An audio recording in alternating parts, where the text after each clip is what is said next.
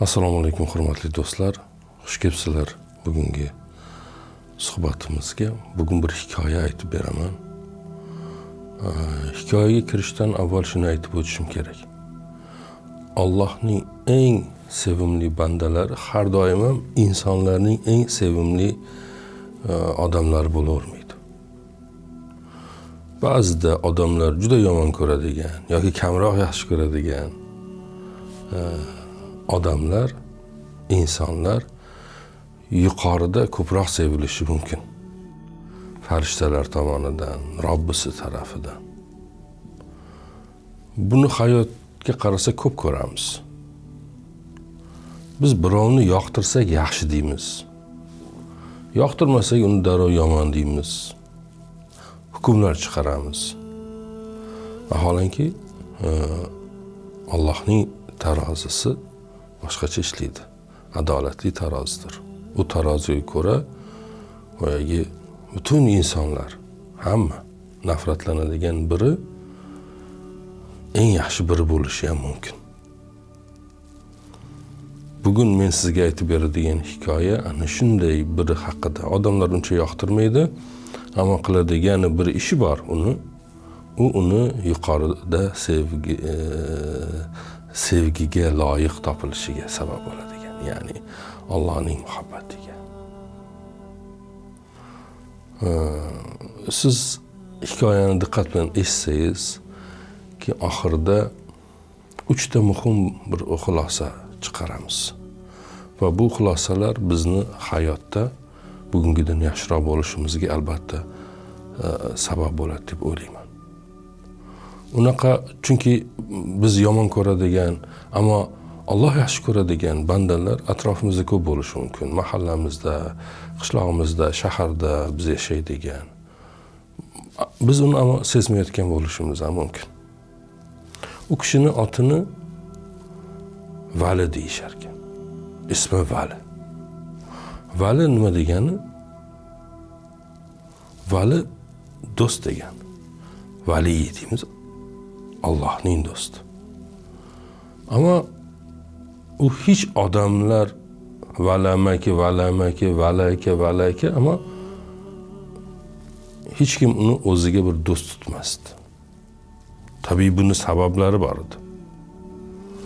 Hatto do'st tutish u yoqda tursin, bu valining ma'nosini biladiganlar u Allohning emas, u shaytonning do'sti degan ma'noda kalaka qilib mazax ohangida gapirganlar ham bo'lar ekan. Allohning do'sti emas bu. Boshqasini do'sti. Nima uchun bunaqa deb so'rasangiz, buni sabablari ko'p ekan. Odamlar tabiatan har xil bo'ladi. Qo'rs bo'ladi, tajang bo'ladi, jahldor bo'ladi, boshqa bo'ladi. Lekin bu ularni yomon odam, yomon inson ekanligini anglatmaydi. Bizning qishlog'imizda ham bor edi. Kichkinaligimizda bir rassom amaki, u haqida bir hikoya ham aytib berganman. Ko'rsa hamma qochardi. Gohida quvardi. Bu Vali akani ham qahramonimiz, Vali amakini ham deylik. Bolalar ko'p kalaka qilar ekan, boshqa toshni ko'tarib yuqoriga otaman deb nima qilsa hamma qochar ekan. Ammo hech qachon biron marta biror kishi uni tosh otganini ko'rmagan. Yoki bo'lmasa ko'chada Vali amaki kelyapti desa hamma uyga qarab qochar ekan, ko'chalar huvillab qolar ekan. Ayollar bozorlardan qaytayotib uzoqdan uni ko'rib qolsa, yo'lini o'zgartirib, bundan bir yomonlik kelib qolmasin bizga degan ma'noda uylariga boshqa ko'chalardan borar ekan. Chunki salom bersa gohida aligam olmas, teskari qarar, yuzini ters o'girib olar ekan. Ya'ni ba'zida og'zidan chiqqan qanaqadir bir nechta so'zlarni bir g'udurdangan tushunarsiz, mendan uzoq tur degan ma'noda yoki odamni xafa qiladigan bir narsalar. Bilmadim, erkaklar bilmadim, to'yda, ma'rakada, masjidlarda uni yonida o'tirishni istamasgan, undan go'yo bir ziyon keladi kabi bir nima bor ekanda endi. Shunaqa odamlar har joyda bor-ku. Biz hayotimizga bunday qarasak, o'zimizni olib qochadigan, uzoqroq turishga harakat qiladiganimiz odamlar har joyda topiladi. Bu endi nimasida, tabiatida shunday narsalar bo'lishi mumkin. Yani bizga yoqmaydi. Ammo bu uni haqiqatan yomon odam degan bir o'lchovni qo'yishimizga, bir qolipga solishimizga sabab bo'lmasganda, to'ylarga chaqirilmasgan, mendan uzoq tursin, bunda bir balo keladi degan ma'nodada. Qayerda yashaydi desangiz, endi bu voqea ancha avval bo'lgan deyishadi. Qishloq chekkasidagi bir uyda. Eshiklari qiyshaygan, derazalarni doim bittasi siniq, o'tgan qaytgan bir tosh otib qo'ygan. Ichkariga begonalar kirmagan, do'sti birodari ham yo'q. Uyga chaqiriladigan, uyga keladigan odamlar ham yo'q. Yolg'iz. Uni nega yolg'izligi bu boshqa bir hikoyalar. Tirikchiligini qanday o'tkazishi ham noma'lum. Yo'qolib ketadi qayerlarga boshqa. Kimdir bu dankasi tilanchilik qilsa kerak deydi. Ammo hali shu paytgacha kimdir uni bir qo'l ochib tilanchilik qilganini ko'rmagan. Bilmadim, o'g'irlik qiladi, boshqa, ammo hali hech kim uni ushlamagan. Ya'ni u haqida, Vali amaki haqida tasavvurga kelishi mumkin bo'lgan har qanday tasavvurlar bor, ammo uni birortasini hali hech kim ko'rmagan. Bu shunchaki insonlarning og'zidagi gaplar. Xullas, tushunib bo'lmaydigan bir odam. Tushunib bo'lmagandan keyin demak yomon-da u odam degan bir o'lchovlar ichida u odam. G'alati xilqat, g'alati. Endi g'alati bo'lgandan keyin har kimdan bir tamg'a yopishtiradi inson o'ziga. Boshqalardan boshqacha bo'lish, har xil tamg'alarga ma'ruz qolish degani. Bu yomon, jinni, dankasa, udur, budur, o'g'ri, boshqa. Nega? Chunki odamlar bilmayman deyish juda qiyin endi odamlarga. Hech kim bilmaydi, ammo bir yorliq yopishtirib. Kunlardan bir kuni bir qishloqni podasini haydaydigan bir bola uni uyini oldidan o'tayotganda qaraydi, eshik qiya ochiq turibdi, ammo ichkarida sado yo'q. Boyagi bola bir qo'rquv bilan nima bor ekan endi ichkariga deb qaradi. Podasini birovga topshirib, ortiga qaytib, boyagi uyga qaradi. Jimlik. Sekin eshikni itarib ichkariga kirdi, mo'raladi. Boyagi Vali amaki joy namozi ustida yotardi. Bir qo'li go'yo duo qilayotgandek ochiq. Ikkinchisi balki ko'kragining ustida. Yuzlarida biroz tabassum bor. Xullas, vafot etadi yani. Bola yugurgancha qishloqqa borib xabar qiladi. Vali amaki olamdan o'tibdi deydi. Nima deb o'ylaysiz? Qancha odam, qishloqdagi qancha odam nima qildi? Hech kim hech narsa qilmadi. Ya'ni bir voh deydigan odam topilmadi. Hech kim yugurmadi. Hatto nima bo'pti ham deb so'raydiganlar soni juda kam edi. Lablarini burganlar ham bo'ldi. Hatto Alloh bir baloni bizdan daf qildi deganlar ham bo'lgandir. Kimlardir kulib, janozasidan ham bizni qo'rqitib o'rnidan turib kelishi mumkin degan bir hazillar ham o'rtaga tashlandi. Har xil, ya'ni gapga usta bo'ladi insonlar. Shunaqa paytlarda har xil gaplar gapirilaveradi. Ya'ni qishloqning havosi mana shunday bir sovuq havo edi. Vali amakiga nisbatan, hatto uni o'ligiga nisbatan ham. Qishloqning imomi kulbaga keldi, uning kulbasiga keldi. Haqiqatda u kishiga qaradi, jasadni yuvish uchun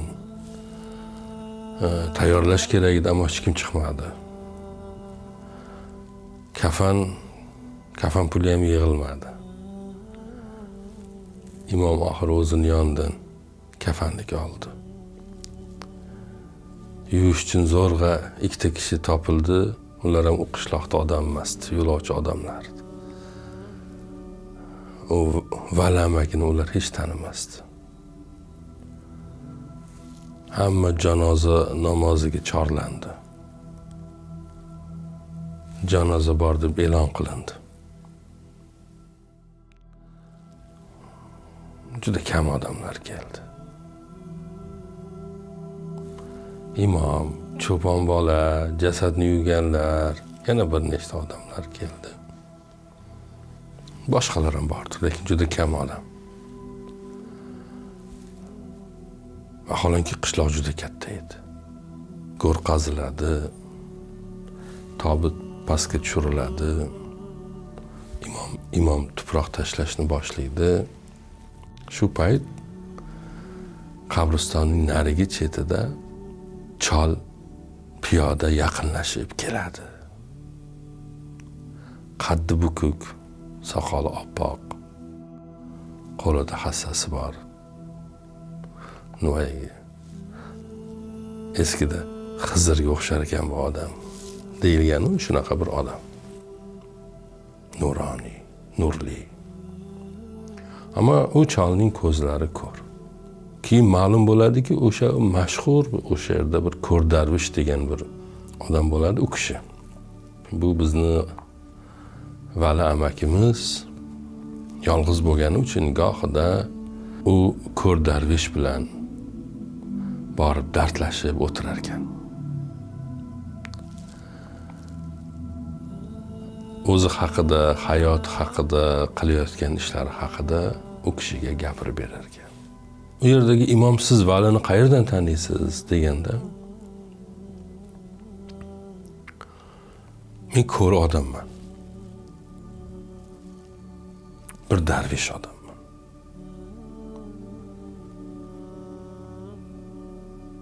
Yolg'iz bir odamman.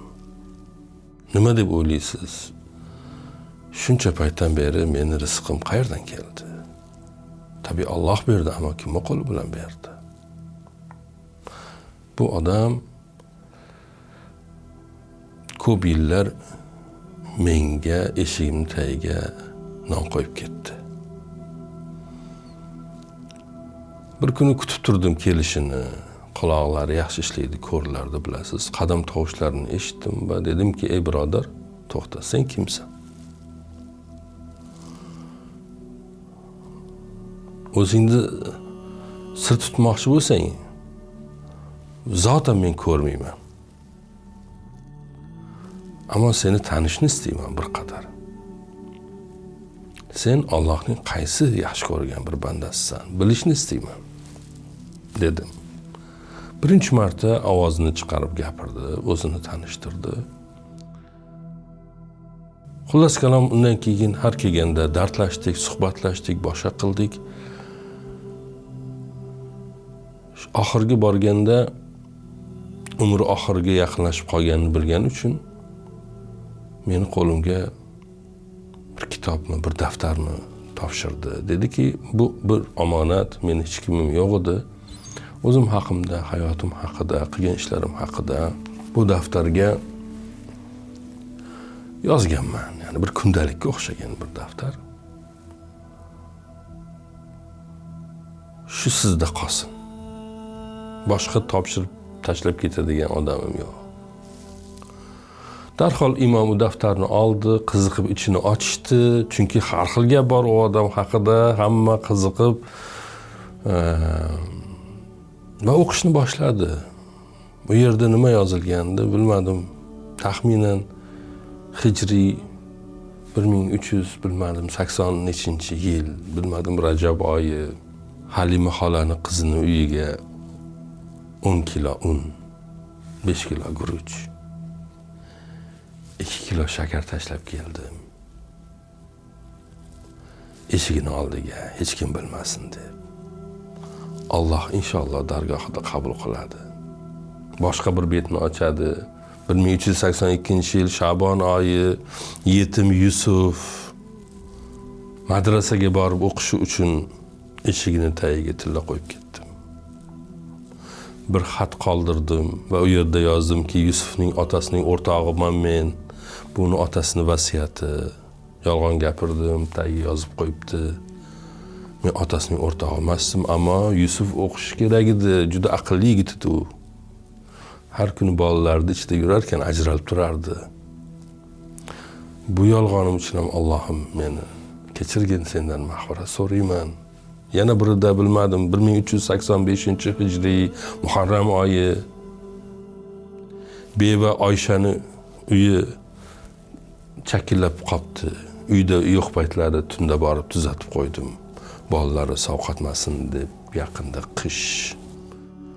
Uylarning yoniga bir eski bolg'ani tashlab ketdimki, bir qanaqadir usta tuzatibdi, bolg'asini unutib qoldiribdi deb o'ylasinlar deb.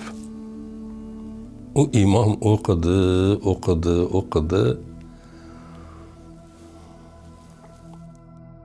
Juda ko'p betda bunaqa narsalar yozilgan. Tabii u yerda boshqa narsalar ham yozilgandi.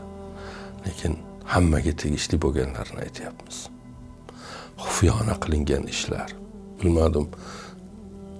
Safarning o'g'li kasal bo'lib qoldi bu tong. Shifokorga olib boradiganlar pullari yo'q. Derazaning yoniga bir hamyon qoldirdim. Safar yig'ladi. Uni topib olganda Allohga shukr dedi. Men ham shukr etdim. Shunday yaxshilikni qilishdi menga nasib qilgan uchun. Bilmadim, Latifa xolani yagona bir sigiri bor edi. U sigiri bugun ertalab nobud bo'ldi. Endi bolalari sutsiz qoldi. Bozordan bir sigir sotib oldim. Tunda eshigiga borib bog'lab qo'ydim. Va bo'yniga bir xat qistirdim. Haq taolodan bir hadya deb yozdim. Ertaga Latifa xola sigiri yoniga borganida Alloh seni kim orqali yuborgan bo'lsa ham o'shandan rozi bo'lsin deganini ham eshitdim. Duo qildi. Meni tanimasa ham. Men uchun shu yetarli. Imom yana to'xtata olmay o'qiyapti. Tizzalarida mador qolmadi. Chunki navbatdagi qog'ozda shunday bir misralar bor edi. Bugun Murod ismli bola menga tosh otdi. Peshonam qonadi.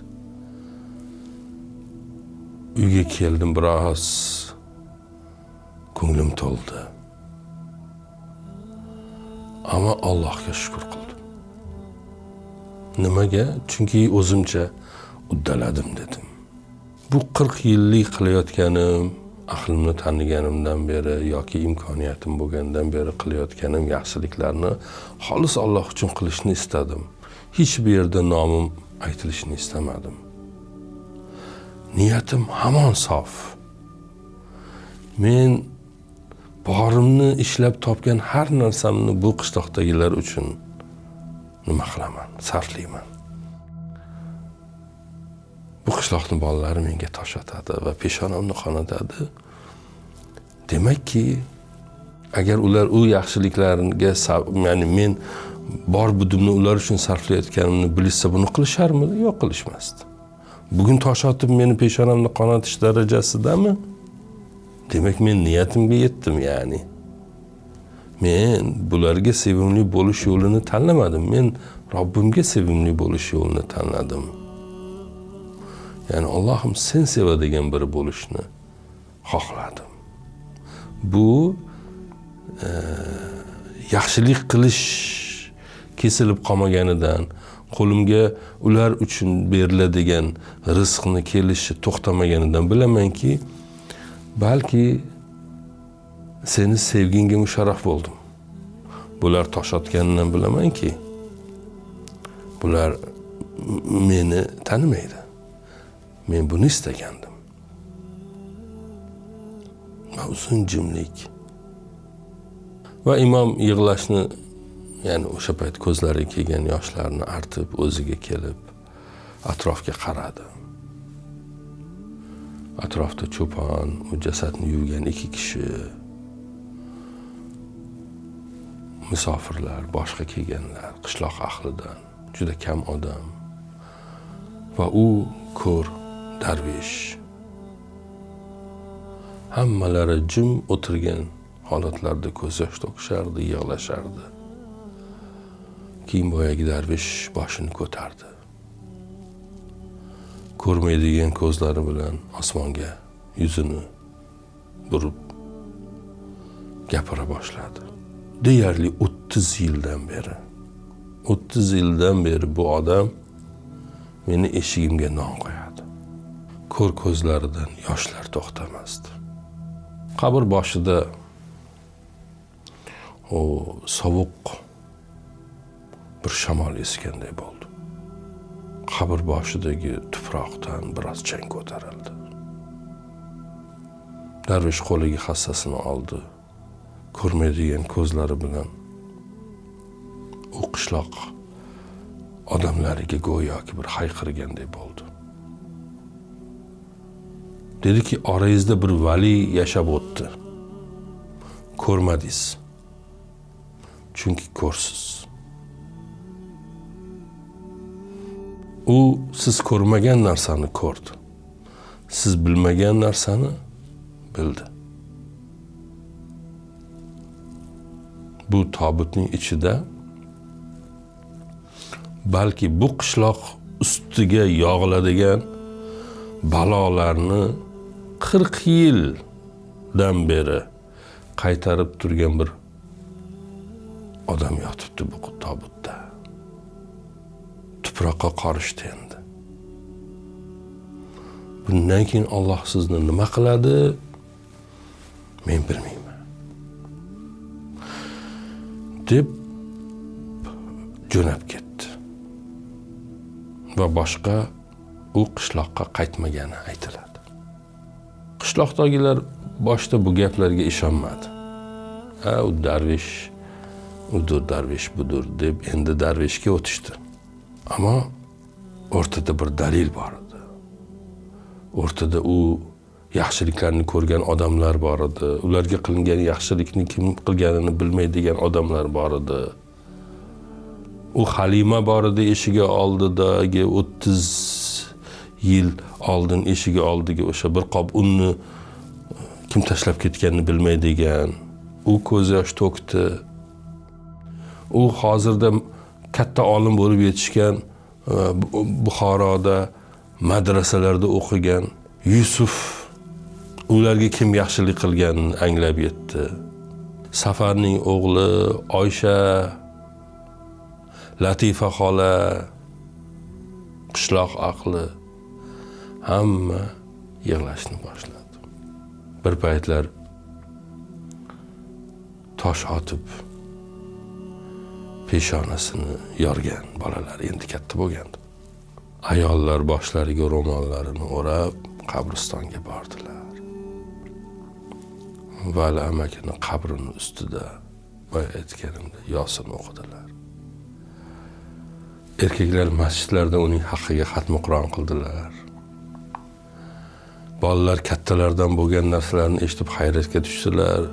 Demak, biz yomon degan odam yomon emas ekanda, yaxshi ekanda deyishdi. Va eng ko'p yig'lagan imom bo'ldi.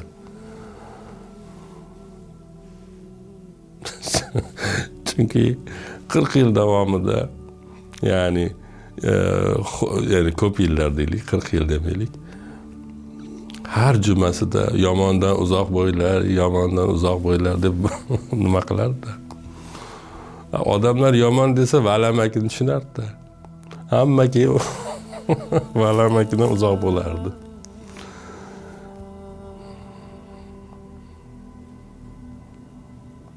Yomonlikni tarozisi bizni tarozilarimiz emas, o'lchaydigan tarozi.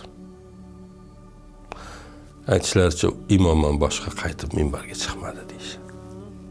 Umrini oxirigacha xuddi Vali amakiga o'xshab safni oxirida o'tirishni odat qildi. Endi va'z aytmayman.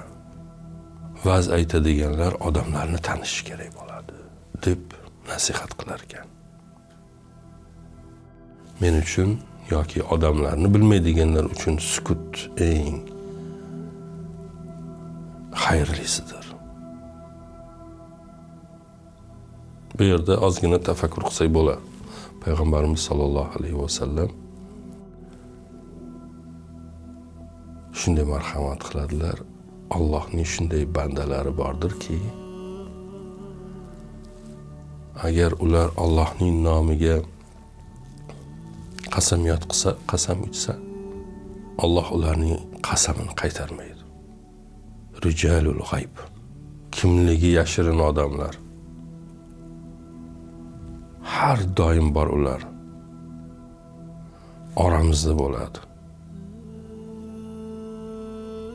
Ularni ko'rish uchun ko'z ochiq bo'lish, ya'ni ko'z degan qalb ko'zi ochiq bo'lish kerak. Qalb ko'zi qanday ochiladi? Boshqalarni qoralash, hukm qilishni bas qilgandagina sekin-sekin mudroq ko'zlar ochilishni boshlaydi. Birovni ayblarkansiz, har doim yanglish ehtimol borda, adashayotgan bo'lishingiz mumkin-da. Allohning o'lchovlarida u kim ekanligini hech kim bilmaydi-da. Biz uzoqroq turadigan inson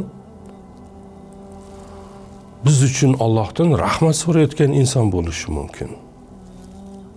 Uning qo'llari har doim biz uchun rahmat so'rab ochilar. Ammo biz undan uzoqroq bo'lishni istaymiz. To'liq insonni bilish qiyin. Onamizni, otamizni, juftimizni, farzandimizni ham to'liq bila olmaymiz. O'zimizni ham to'liq bila olmaymiz. Har bir odamning ichida bir hilvatgohi bor. O'zi ham kira olmaydigan, ammo Alloh nazar sola oladi u yerga. Alloh biladi.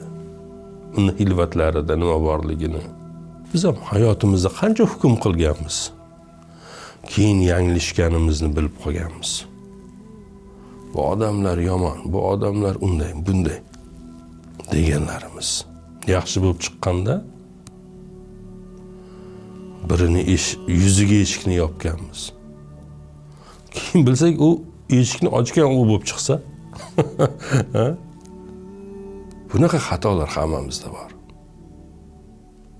Adashmaydigan odam yo'q. Ammo eng so'ngida u daftardan topilgan yana bir narsani aytib, keyin yakunlayman. U daftar orasida eng oxirida yana bir sahifa yozuv bor ekan. Bu uni o'sha Vali amaki vafotidan bir hafta oldin yozgan ekan. Imom buni eng oxirida o'qidi. O'qiyotganda ovozi titradi. Shunday bitilgandi. Bu mening oxirgi yozayotganlarim. Chunki tanam juda charchoq. Chaqirishingni his qilyapman, Allohim. Bugun kichkina bir bolacha yonimga keldi va dediki, Murodning o'g'li 5 yoshda, u boshqa bolalardek mendan qochmadi, menga tosh otmadi. Yonimga kelib so'radi, amaki dedi, siz yolg'izmisiz, hech kimimiz yo'qmi dedi. İçimden aytdimki, yo Rabbiy, 40 yildan beri, aqlimni taniganimdan berini 40 yildan beri deyapmizda endi. Hech kim mendan siz yolg'izmisiz deb so'ramagandi. Tizzalarimdan mador ketib qoldi. U bolaga javob bera olmadim. Chunki yig'lab yorishimga ozgina qoldi. Indamadim. U bola boshini egdi, javob bo'lmagandan keyin indamasdan ketdi. Shu kecha uyga qaytganimda eshigimni oldida bitta atirgulni topdi. Kichkina qizil atirgul. Buni o'sha bola qoldirgan bo'lsa kerak deb o'yladim. Aqlimni taniganimdan beri meni eshigimga birov bir narsa qoldirgan emas. men doim boshqalarning eshigiga biror narsa qoldirishga harakat qildim. Allohning izni bilan, sening izning bilan. Bu kecha esa meni eshigimga kimdir atirgul qo'yib ketdi. Allohim, angladim. Sen meni huzuringga olasan. Intiho yetib kelmasdan, tarozilar qo'yilmasdan menga bunday bir mujda berganing uchun, bunday bir go'zallikni ko'rsatganing uchun senga yana shukrlar aytaman. Bu gul, u meni butun umr qilgan mehnatimning bir evazi emasligini bilaman. Bu gulning sening menga bir saloming ekanligini ham bilaman. Bu salomni oldim, roziman, rozi bo'l. Jonimni olishing mumkin.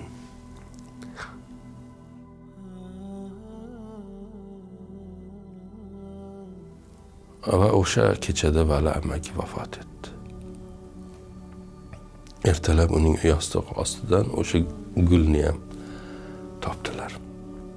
Qurib qolgan, lekin ifori hamon ufurib turgan gul. Endi bir xulosa xotima. Bu hikoyani tinglarkan xayolingizda nima o'tdi? Kimdir keldimi sizni xayolingizga? Menimcha keldi. Masalan, yillar davomida arazlashib yurganingiz kimdir? U yomon odam, yaxshi odam emas, uzoqroq tur deganingiz kimdir? Balki bir qarindosh, eski bir do'st, yillar davomida aloqangiz sovib ketgan bir qardosh, qon qardosh. Menimcha bugun uning eshigini taqillatish kerak. Eshikni ochmasligi sizni haydab yuborishi ham mumkin. Qo'pollik qilishi mumkin hatto. So'kishi mumkin, mayli. Siz boring. Dengki, bu borishingiz men shu yerdaman degani bo'ladi. Balki seni tushunmadim, balki adashdim, lekin men shu yerdaman degani bo'ladi. Buni deng hatto. Bu yetarli. Chunki bir kuni Alloh hammamizga uzoq umr bersin, lekin bir kun kelib o'sha eshikni ochish imkoni yopiladi biz uchun manguga. Va bir tobutning orqasidan borar ekan biz qaniydi vaqtida deb nadomatlar, bunaqa narsalar og'zimizdan chiqishi mumkin. Og'ir so'zlar, qiyin so'zlar. Oling qo'lingizda telefonni, o'ynab o'tirganingiz telefonni oling. Shu oqshom unday odamlar bo'lsa hayotingizda ularga qo'ng'iroq qiling. Aksar hollarda ahvolingiz yaxshimi, salomatmisiz deyishni o'zi kifoya qiladi. Hamma tugun yechilib ketadi shu yerda. Bir shu bilan, shu jumla bilan eshiklar hammasi ochiladi, yopilgan eshiklar. Biz bilmaymiz u odamlarning kimligini.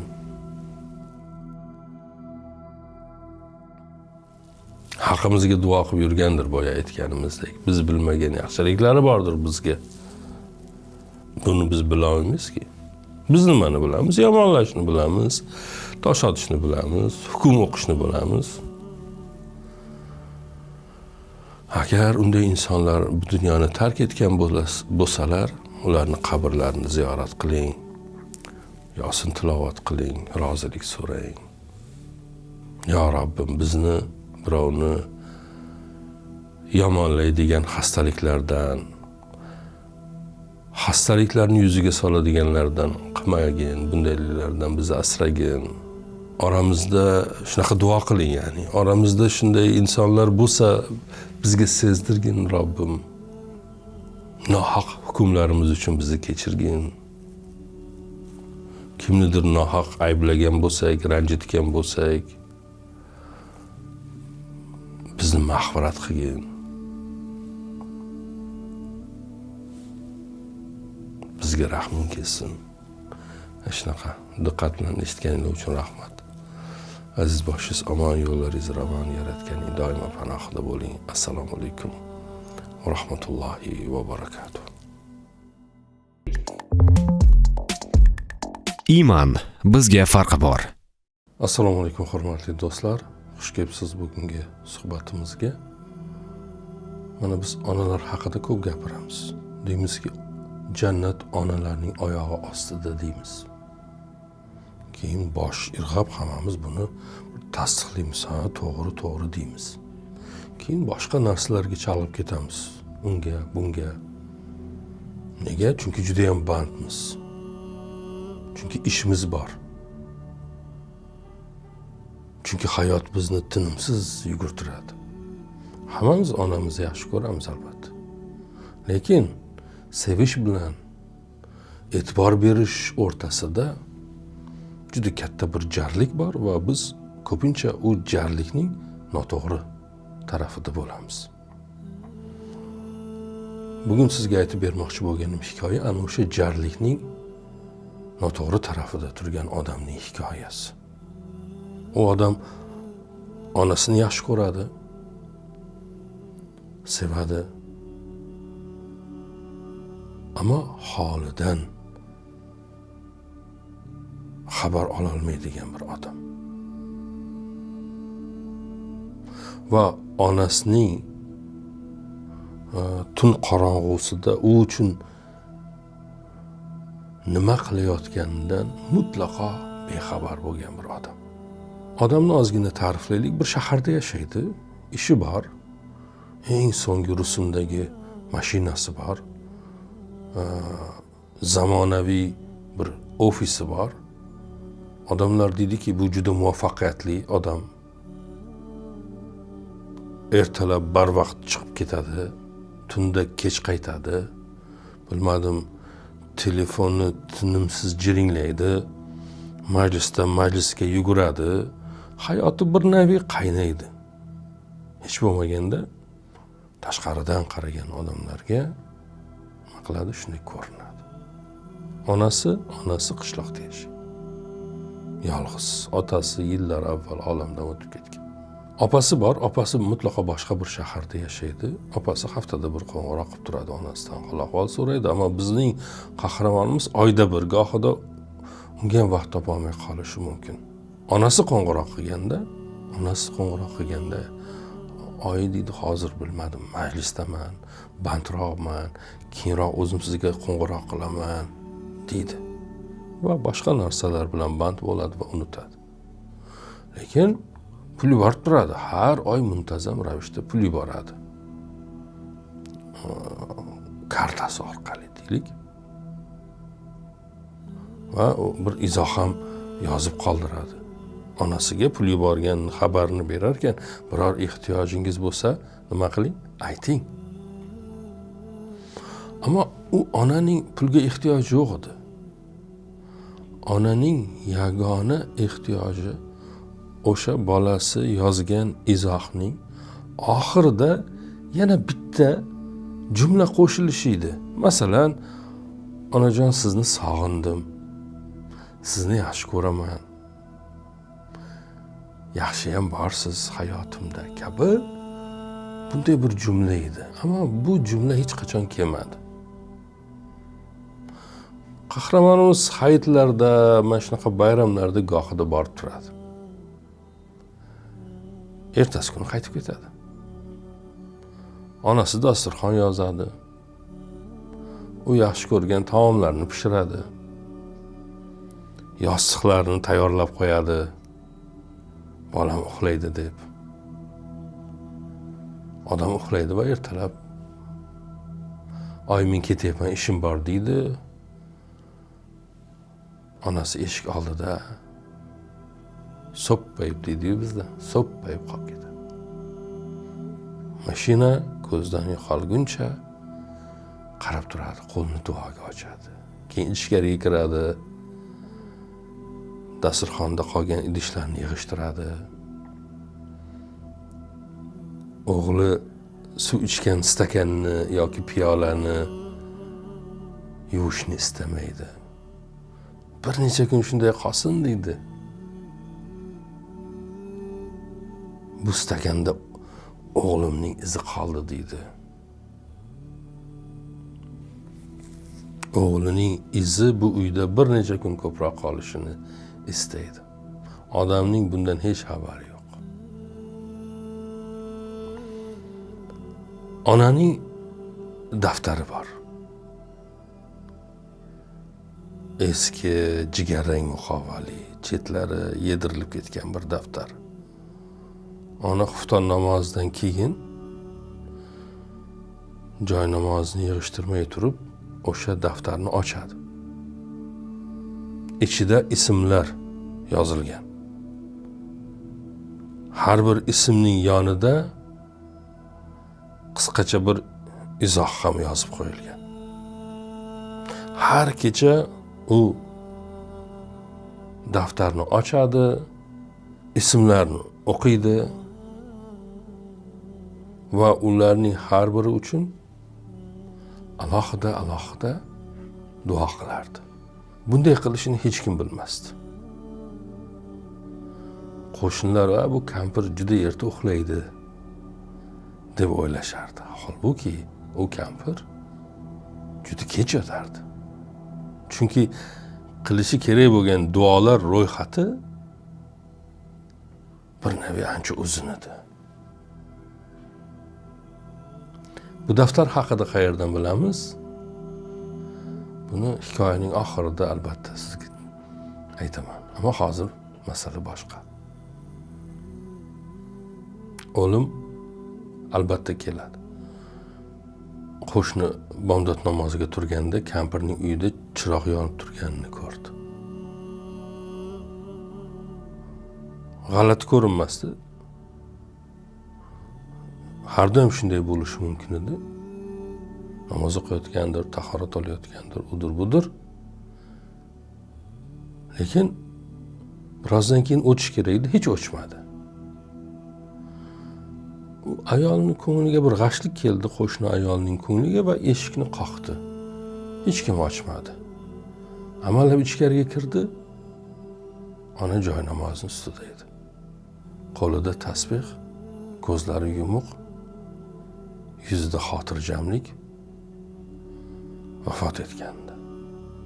Duo qilayotib jonini taslim qilgandi.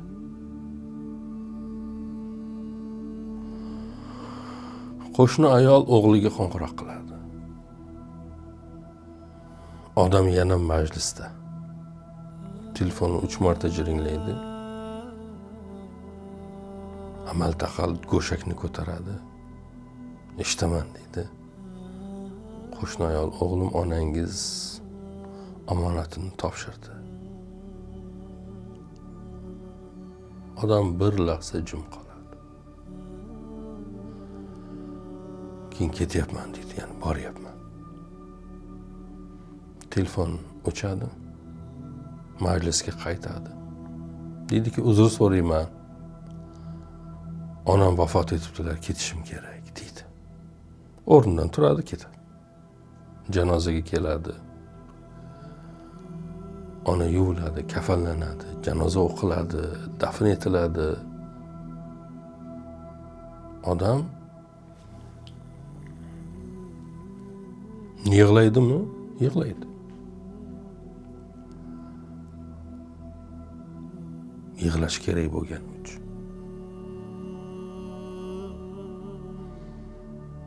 Marakadan keyin ozgina qolib,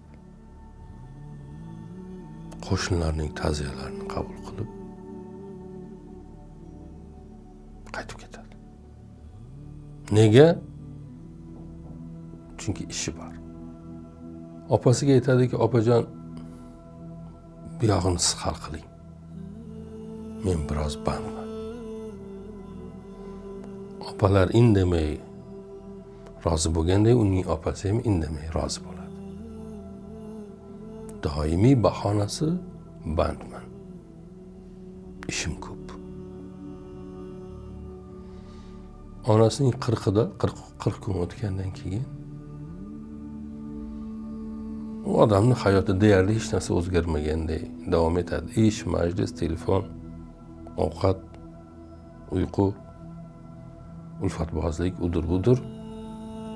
Onasini o'ylamasdi deyolmaymiz, o'ylardi. Ammo o'ylash ba'zida shunchaki aqldan bir zum o'tkazishdir. Bir zum o'tkazib qo'ysak o'yladim, unutmadim, Unaqa o'ylar qancha keladi xayolimizga? Boshqa o'ylar bilan u o'yning ham nimasi bir bo'lgani uchun boshqa o'ylar u o'yni ustini o'chirib ketaveradi. Chuqur o'tirib o'ylash,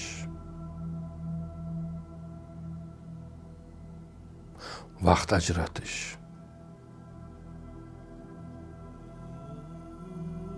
bu mutlaqo boshqa bir narsa.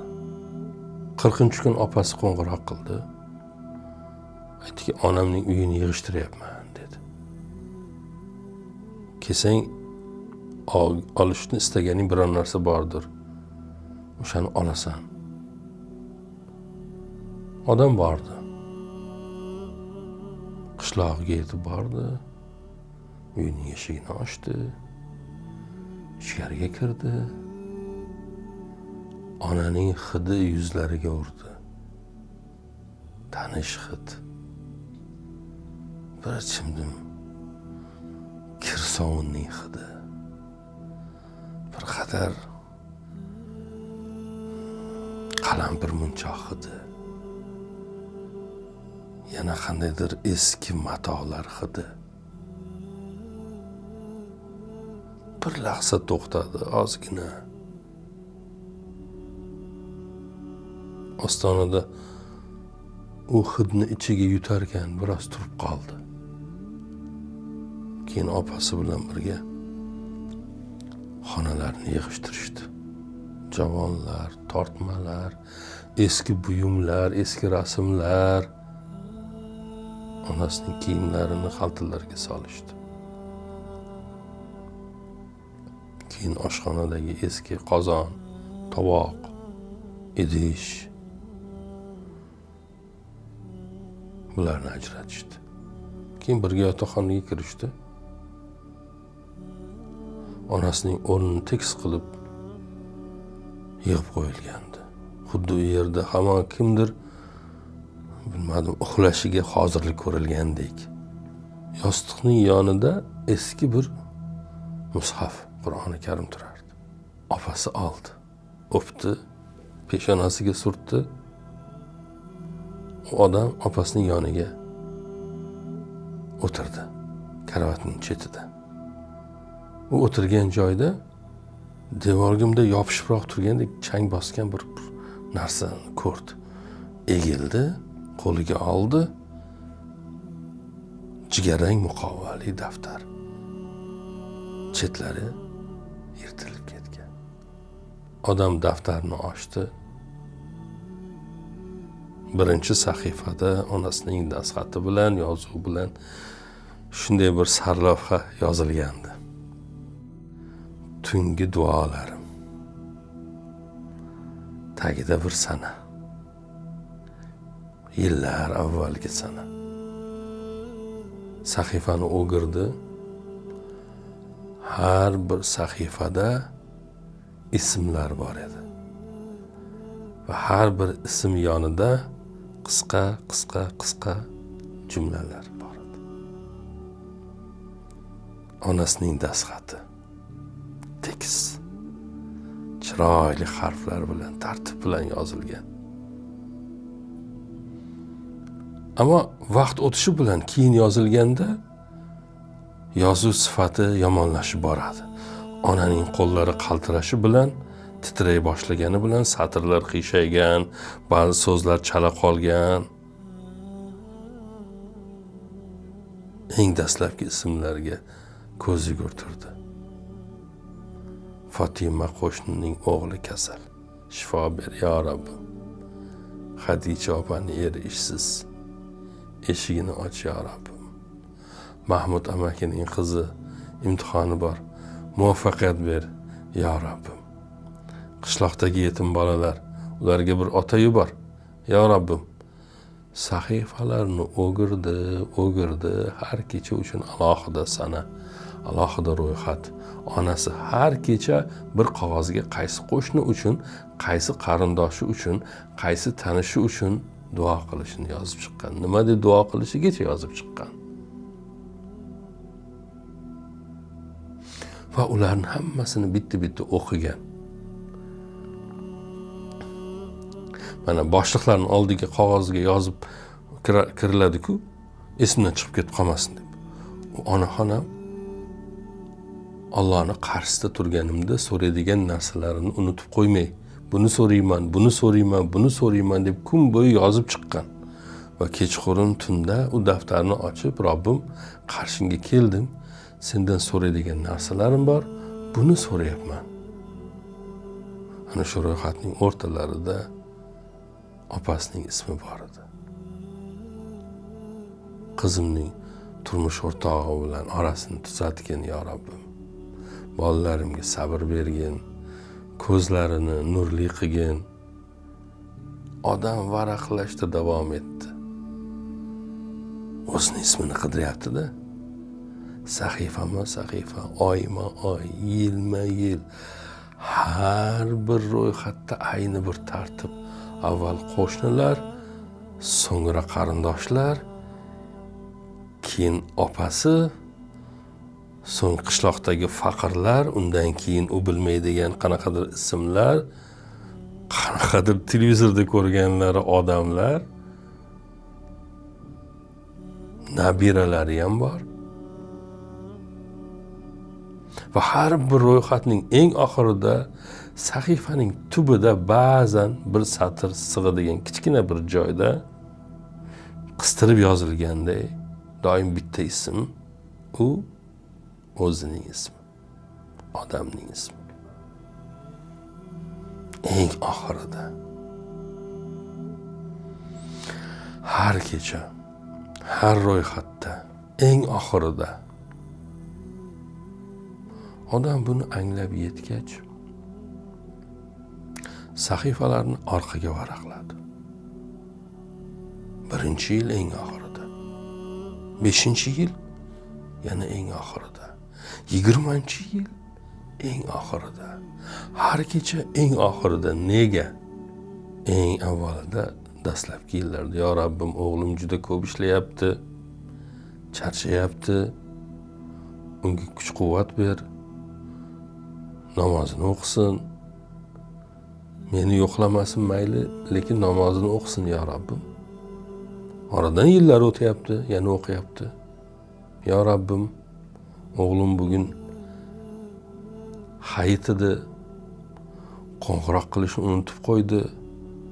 Undan gina qilmayman. Sen ham uni yomon ko'rma. Uni kechir. Yana varaqlayapti. Yo Robbim, o'g'lim namozini tark qilibdi, eshitdim, opasidan bildim. Uni o'zini yo'liga qaytargin, to'g'ri yo'lga qaytargin. Meni hayotligimda qaytargin, ko'zim bilan ko'rib ketay, ko'zim ortda qolmasin. Yana vaqt o'tadi. Yo Rabbim, bu kecha o'g'lim uchun juda ko'p yig'ladim.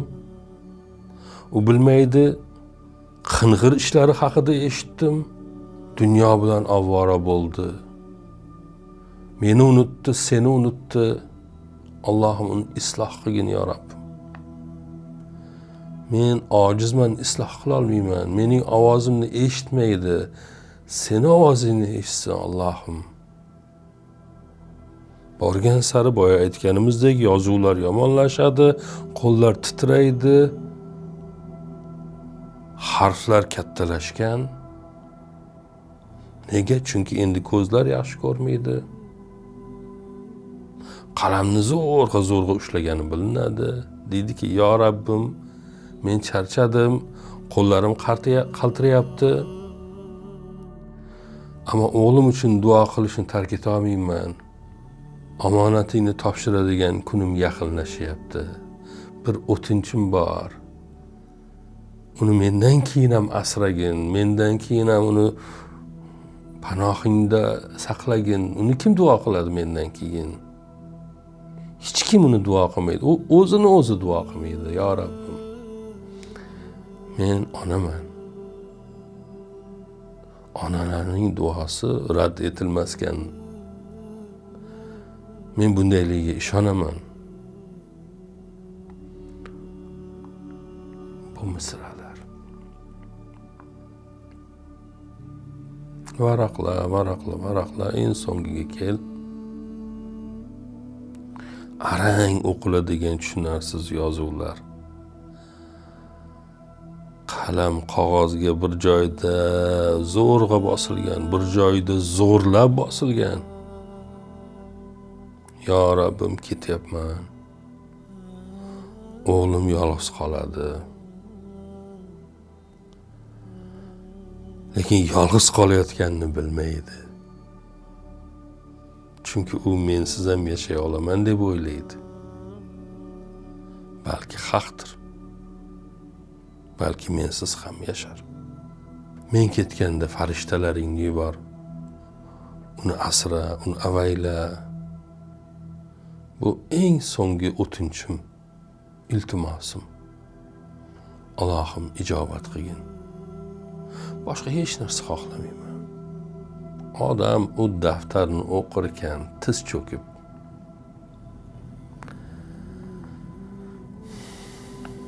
Tamom bo'ldi.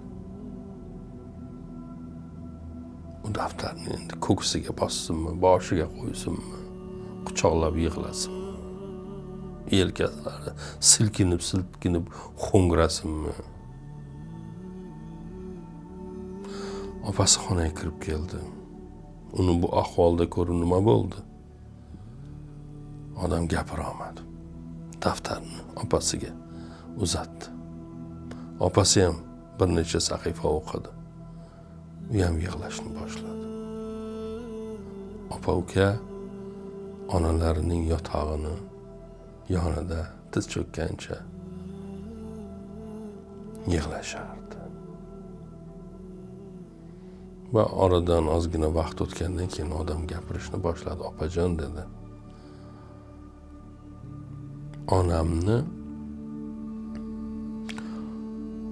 Onam har kecha men uchun bir narsalar demoqchi, ammo hech bir jumlasini oxiriga yetkiza olmaydi. Duduqlanadi, yig'laydi. Opasi yelkasiga qo'llarini qo'ydi. Bilaman. Onalar shunday bo'ladi dedi. Odam aytdi yo'q dedi. Siz tushunmaysiz dedi. Men hech yo'qlamadim. Hech hislarimni ayta olmadim. Pul yubordim, u qildim, bu qildim. Shu yetadi deb o'yladim. Majlisdaman dedim. Keyin qo'ng'iroq qilaman dedim. Nega mening ismim doim eng oxirida? Opasi ham darhol sahifalarga ko'z yugurtirdi. Haqiqatan ham eng oxirida edi. Bilmayman dedi. Va o'yga toldi bir lahza. Keyin ohista gapira boshladi. Balki eng og'iri sen eding. Balki sen uchun eng ko'p yolvorish kerak bo'lgandir. Shuning uchun oxiriga olib qo'yilgandir. Uzoq vaqt ajratish kerakdir senga. Avval boshqalarni duo qilib,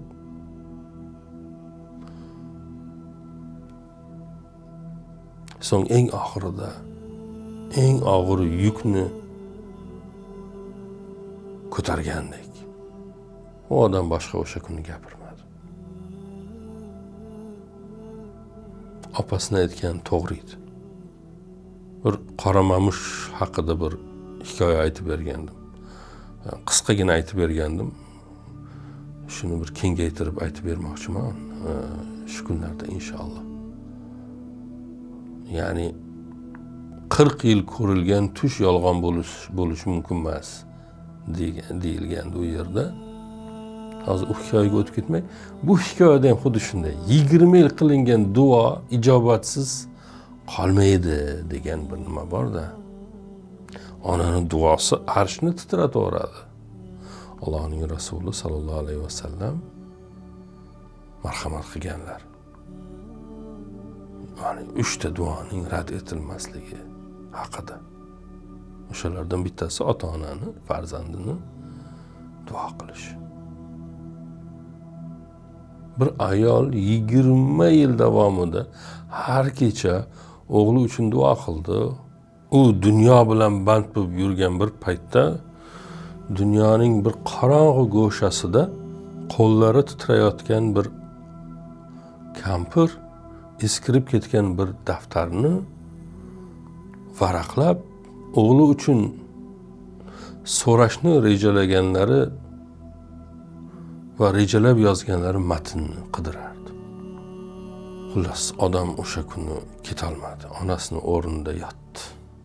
Onasining yotog'ida yotdi. Tonggacha ko'zini shiftga qadab chiqdi. U daftar ham yonida turardi. Keyin bomdod namoziga azon aytildi.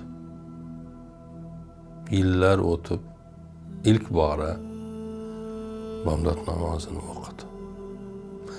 Onasining joy namozida o'qidi. Peshonasi sajdaga tekkanda ichida alla narsa qars etib uzilganday bo'ldi. O'sha paytgacha ko'tarib yurgani bandmanlar, keyin qilamanlar, vaqtim yo'qlar, bahonalar, ya'ni bir zumda yo'q bo'lib ketdi. Bosh narsalar ekanligini tushundi. Sajdadan boshini ko'targanda balki endi u mutlaqo boshqa bir odam. Onasining qabriga bordi o'sha kuni. Izg'irin, yolg'iz o'zi. Odam o'sha kundan keyin o'zgardimi? Balki balki yo'q, buni biz bilmaymiz. Ammo bilganimiz shu. U onasining daftarini hech qachon yonidan ayirmadi. Doim yonida olib yurdi. Har kecha xuftondan so'ng onasining daftarini ochib, onasining yozgan ismlarini va u ismlar yonidagi duolarni o'qishda davom etdi. Onasining o'rniga duo qilishni boshladi. Onasi qoldirgan ro'yxatni bir nevi qabul qildi, davom ettirdi va o'zining ismini o'rniga onasining ismini yozdi. Onasining haqqiga ham ko'p duolar qildi. Allohdan mag'firat so'rab, rahmat so'rab. Endi shu yerda mana hikoyani aytdik. Endi hozir bu videoni to'xtatib qo'ng'iroq qilib hol ahvol so'rab, yaxshimisiz? Sizni sog'indim. Men duo qiling. Baxtimga sog' bo'ling. Ovozni eshitib tursam ham ko'nglim ko'tarilib ishlarga g'ayratli bo'lib ketaman. Ovozingizni eshitsin. Har kuni bir marta qo'ng'iroq qiling. Iloji bo'lsa bir necha marta qo'ng'iroq qiling. Bayramlarni hech birida qoldirmasdan boring. Dunyoni bir chekkalarida ishlab yurgan bo'lsangiz, mehnat qilib pul topaman deb, bugun telefon bor. Har xil videolarni ko'rib o'tirmasdan har kuni bir yarim soat gaplashing. Hozir arzimagan u nima u? Sizdan hech narsa ketmaydi yarim soat. Keyinga qoldirmang. Chunki bir kuni u telefonni olib qo'ng'iroq qilaman desangiz qila olmaysiz-da, iloji yo'q. Qarshi taraf telefonni ko'tarilmaydi, hech qachon ko'tarilmaydi. Va siz ham qachondir o'sha bir onangizga tegishli bir daftarni topib, siz uchun onangiz yoki nimalar qilganini haqiqatan anglab yetib, qaniydi, deb afsuslanasiz. Agar onangiz olamdan o'tib ketgan bo'lsalar, u kishini duo qiling. duosini o'qing, Qur'on o'qing. Va endi oramizda onasiga yomon muomala qiladiganlar ham bor. Agar yomon muomala qilgan bo'lsangiz, e'tiborsiz qoldirib qo'ygan bo'lsangiz, pul yuboryapman, shu yetadi deb o'ylayotgan bo'lsangiz, qo'ng'iroqlariga javob bermayotgan bo'lsangiz, boshqa. Hozirgi bir hikoyadan bir dars oling. Bir tavba qiling.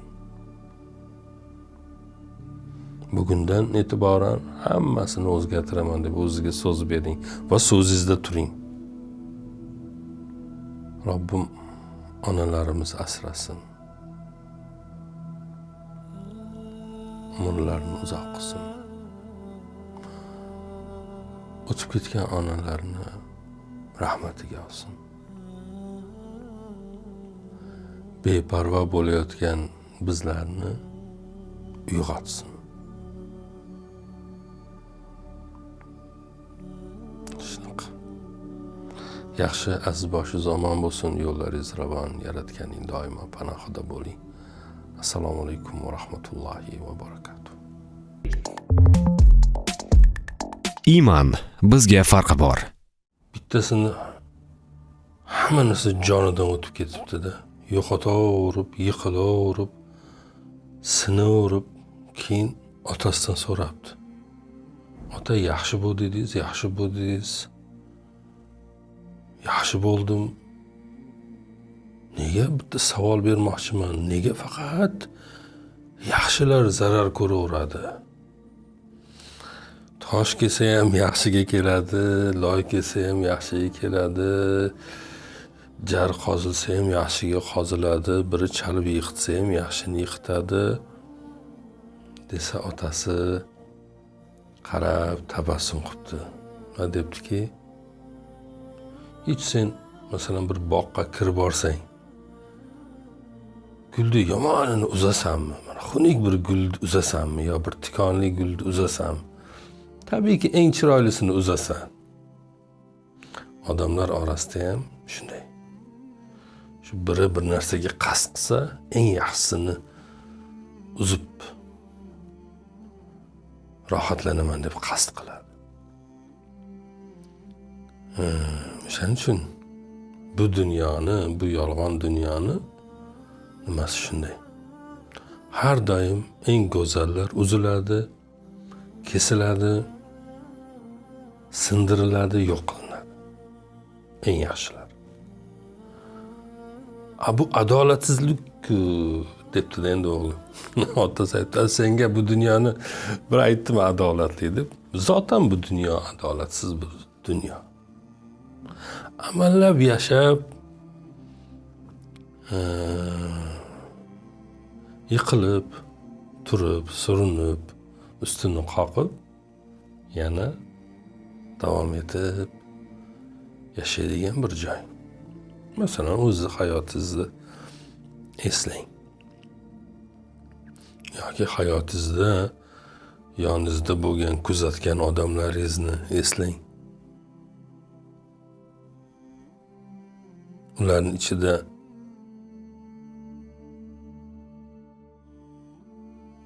yaxshilar qayerda? Nima bo'ldi ularga? Eng insoflilarining hayoti qanday davom etdi? Lekin mendan endi bu bir dunyo haqida mendan so'rasangiz, men masalan jamiyatimiz haqida yaxshi fikrdaman. Odamlarimiz haqidagi fikrim ijobiy. Bizda yaxshi odamlar baribir bir shaklda qadrini topadi. Masalan, endi biz o'zimiz jamiyatimizdagi ilmli, orif, fozil, zohid, yaxshi odamlarni ko'z oldingizga keltiring. Ayniqsa haqiqatda ilm egalari bo'lgan insonlarni ardoqlanganini ko'rasiz. Yaxshi odamlar hammasi ardoqlanyapti deyolmaymiz. Hech qursa odamlarimizda yaxshi odamlarga nisbatan bir ehtirom bor. Ehtirom bor joyda kunlardan bir kuni marhamat ham keladi. Marhamat qilishni ham boshlaydi odamlar yaxshi odamlarga. Chunki yaxshi odamlar aksariyat holatda juda zaif bo'ladi. O'zini haqini ham talab qilishni bilmasligi mumkin. Sof bo'ladi, yomonlik kutmaydi, tez aldanadi. Ko'p xato ham qilishi mumkin. Soddaligidan, mug'ombirlikni bilmaydi, pismiqlikni bilmaydi.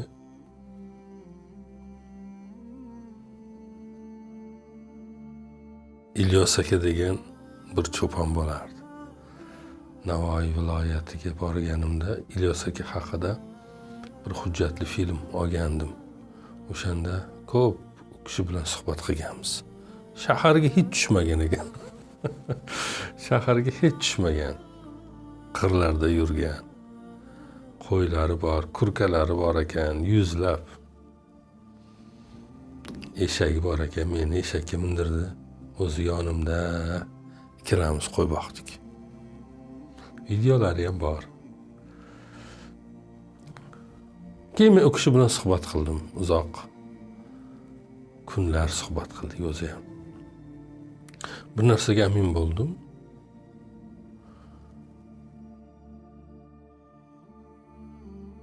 Alloh birini zuvalasini yaxshi joydan qorgan bo'lsa, ya'ni birini yaxshi qilib yaratgan bo'lsa, u qayerda bo'lsa ham yaxshi bo'lib qolaveradi. O'qiydimi, o'qimaydimi, boshqami, yani inson o'laroq tabiati, ya'ni ichidan sof biri, toza biri, javhar biri.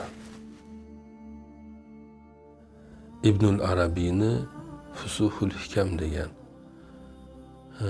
bir Uzukning ko'zi degan bir kitobi bor. 12-asrda yozilgan. O kitobda inson butun yaratilgan narsalar bir uzuk bo'lsa, butun bu nima uzuk bo'lsa, borliq. Alloh yaratgan bir uzuk bo'lsa, inson uning ko'zidir. Gavharidir.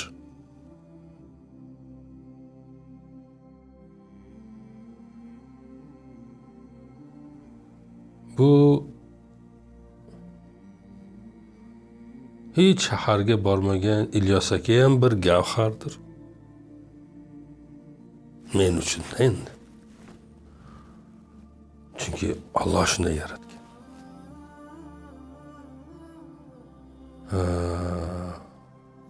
Bir Alloh yo'lida ilm qilayotgan, xalqini farovonligini o'ylab bir narsa qilayotgan biri ham yaxshi insondir. Faqat aldanganlar bor. Ular ham asli yomon insonlar emasdir. Faqat hali anglamamishdir. Aldanish o'ldiradi deganda nimani nazarda tutardik? Ya'ni aldanish o'ldiradi. Ya'ni aldangan bir yomonlikka mahkum bo'ladi. Xuddi kim kabi? Firavun kabi. Firavun aldandi.